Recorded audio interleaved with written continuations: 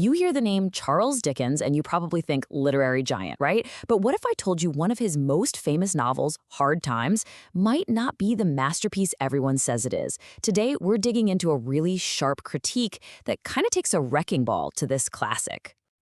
All right, so let's get right into it. Is Hard Times this powerful, groundbreaking takedown of industrial society, or is it actually, a bit of a muddled failure? That's the big question here, and it's a juicy one. So to really get what's going on, you gotta understand just how polarizing this book is. I mean, people are on completely opposite sides of the fence.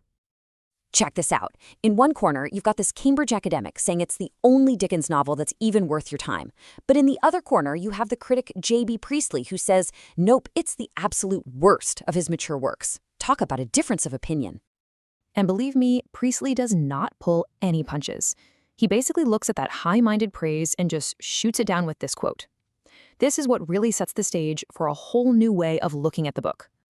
Okay, so let's break down Priestley's argument. He's not just saying, oh, I don't like it. No. He's building a real case, piece by piece, for why this novel just fails. Artistically, I mean.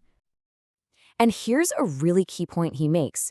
You can totally agree with the message, right? You can be 100% behind what Dickens is trying to say about society and still think the book itself just isn't very good. For Priestley, having a noble cause doesn't automatically get you a free pass to write a masterpiece. And he really drills down into the details.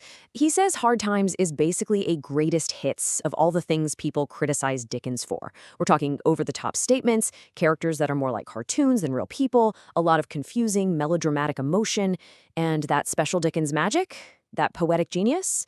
Priestley says it's just gone. But the critique goes even deeper than that.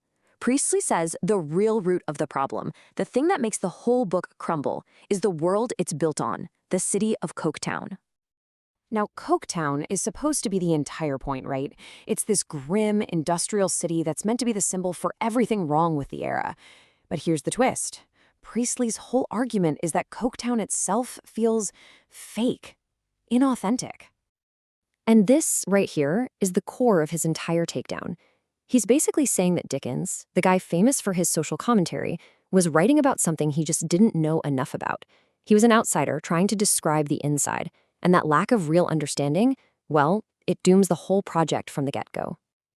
So what was Dickens's research for this big industrial novel? Well, according to Priestley, it was pretty thin.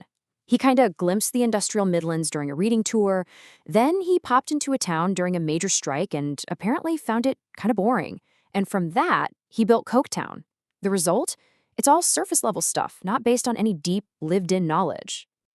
And this quote just nails it. Priestley's saying that Coketown feels like something you just glanced at from a train window.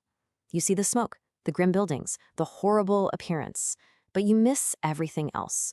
You miss the real people, the complexity, the life that was actually happening inside those towns. So what does Dickens do? Because he doesn't really know Coketown, he has to bring in all the good stuff, the warmth, the art, the humanity from the outside in the form of this traveling circus. And this is Priestley's big aha moment. He argues that if Dickens had really known these industrial towns, he wouldn't have needed the circus. He would have found all that warmth and life and art inside Coketown itself. So, what's the final verdict? Where does all this lead? Well, Priestley's critique builds up to one last, really powerful conclusion about what this book actually is. And boom, there it is, the knockout punch. Coketown isn't real art, he says. It's not a product of creative imagination. It's just propaganda, a fictional place built for the sole purpose of making a political point. And that's really the big takeaway here, isn't it? It's this idea that no matter how good your intentions are, if your art is built on a shallow understanding of your subject, it stops being art. It risks becoming just a tool for persuasion, basically propaganda. Which leaves us with a pretty heavy question, one that goes way beyond Dickens.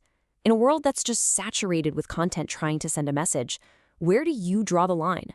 What's the difference between authentic art that happens to have a point and straight-up propaganda that's just trying to win you over? It's definitely something to chew on.